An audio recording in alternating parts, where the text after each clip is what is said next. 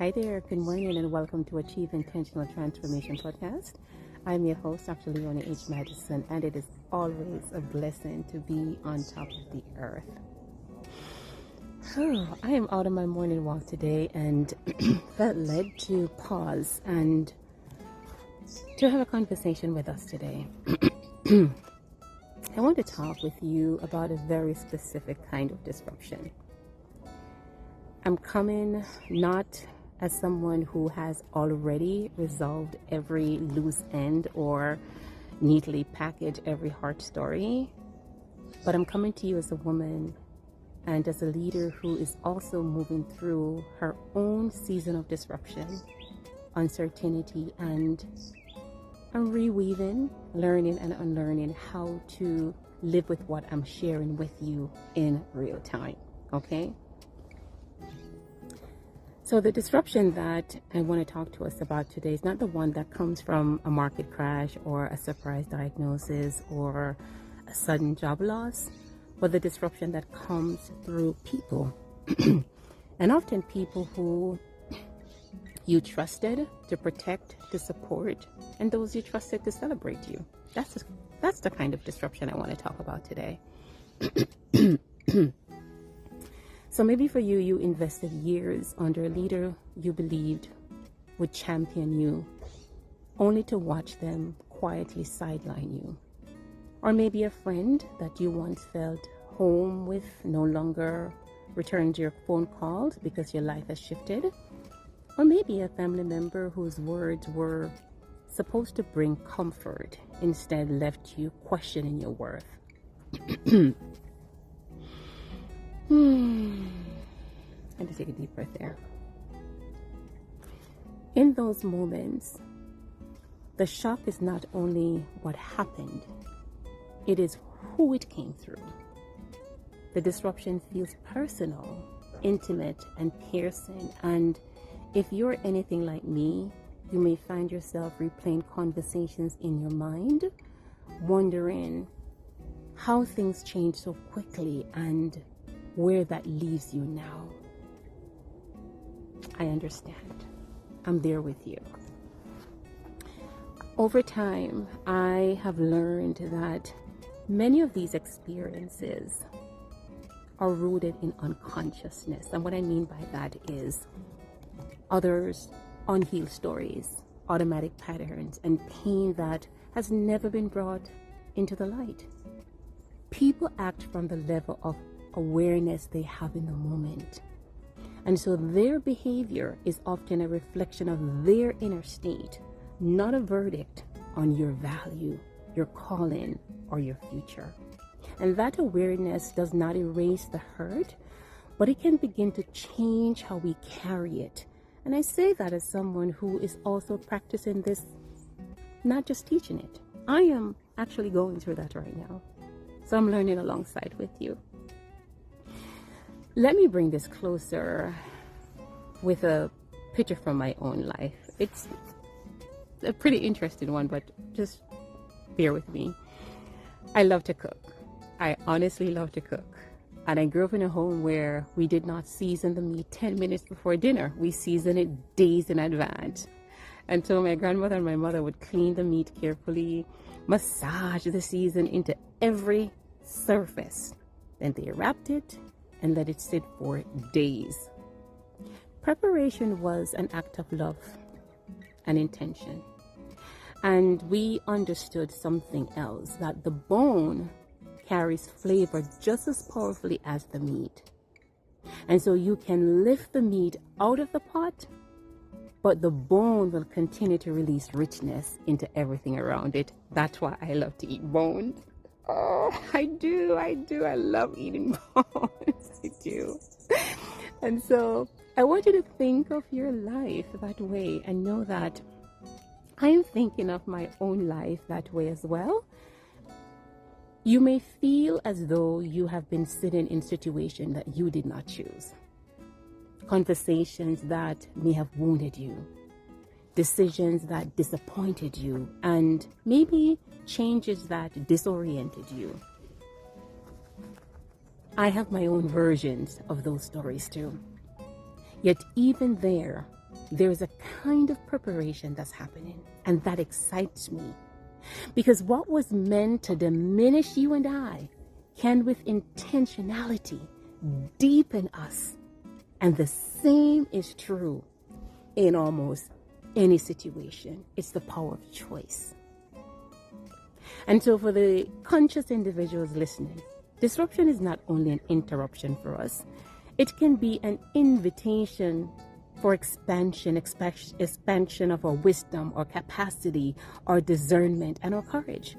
So the question is not, why did they do this? I want to shift that to the more transformative question of, who am I becoming as I respond to what came through them? That is the question I am holding alongside you. Who am I becoming? Who are you becoming as a result of what you're going through?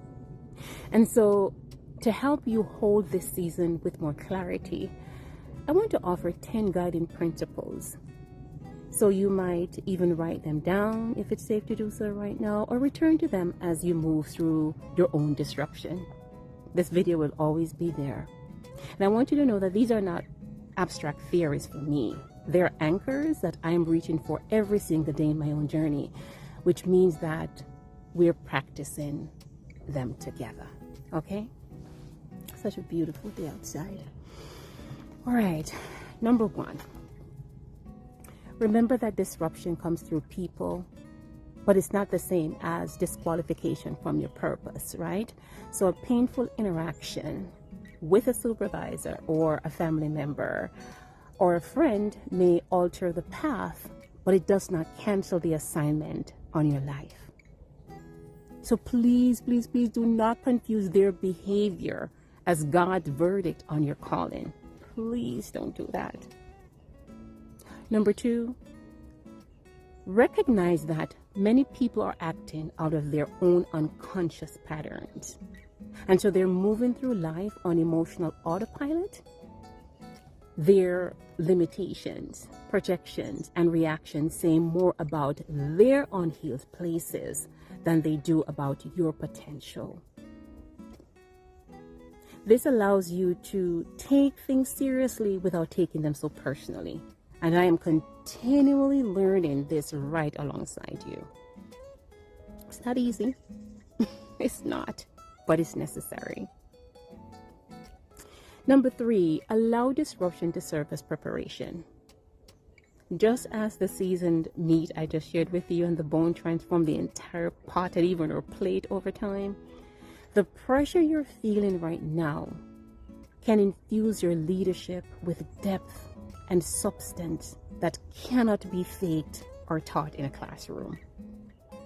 I believe that you and I are being prepared for rooms and responsibilities that we have not yet seen.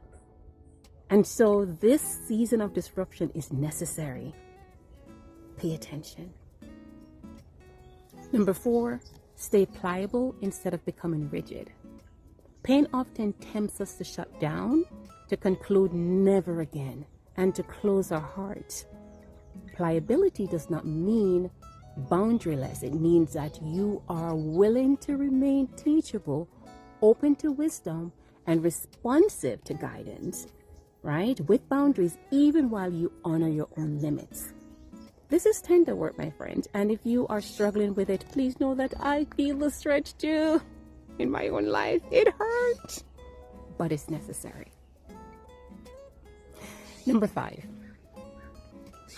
Be careful not to confuse being stretched with being broken. Stretching is uncomfortable and sometimes deeply inconvenient, but it is a sign of growth and expansion, my friends.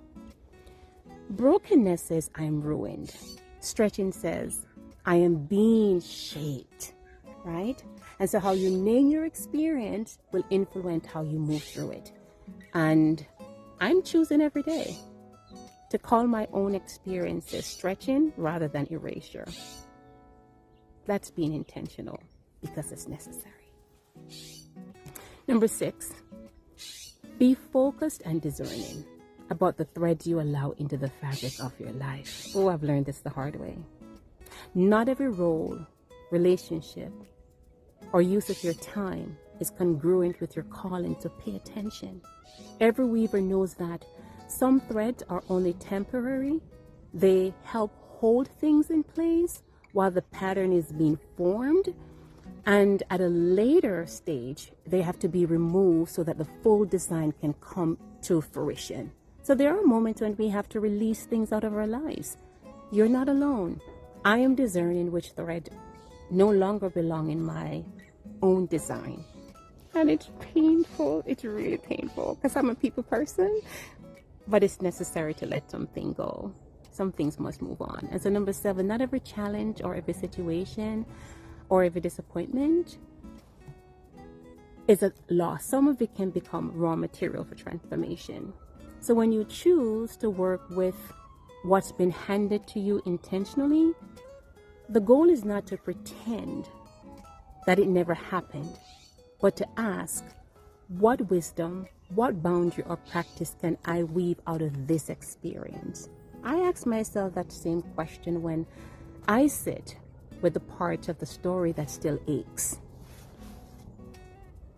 Because it's necessary. It's painful, it's stretching me, but it's necessary. Number 8, do not confuse proximity with purpose. Some people have had long-term access to you, but were only meant to travel part of the journey, not the entire distance. And so their season in your life may be complete.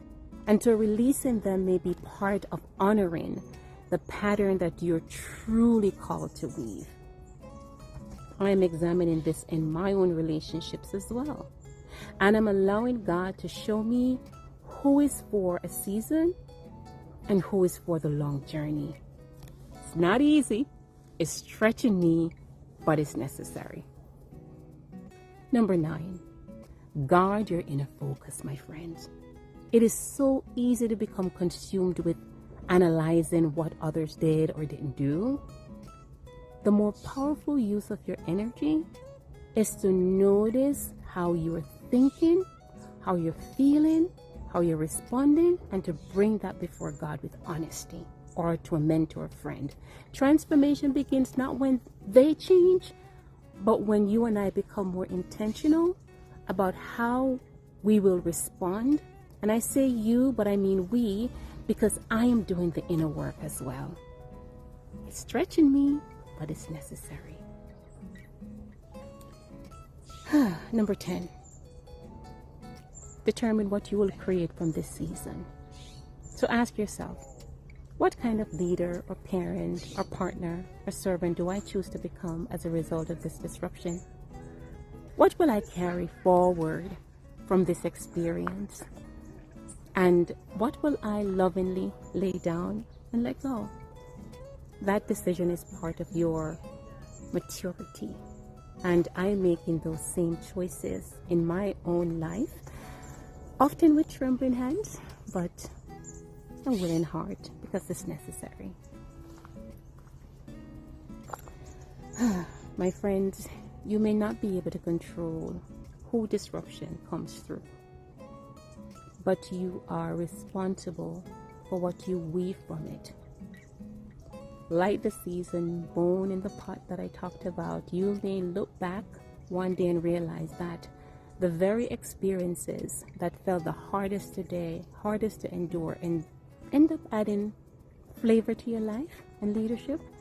And I fully expect that those moments that we're looking at in hindsight, that it will come to fruition. And I know that we're walking towards that reflection together, and that gives me hope. And so as you move through this week, I invite you to sit with one of these 10 principles, journal about it,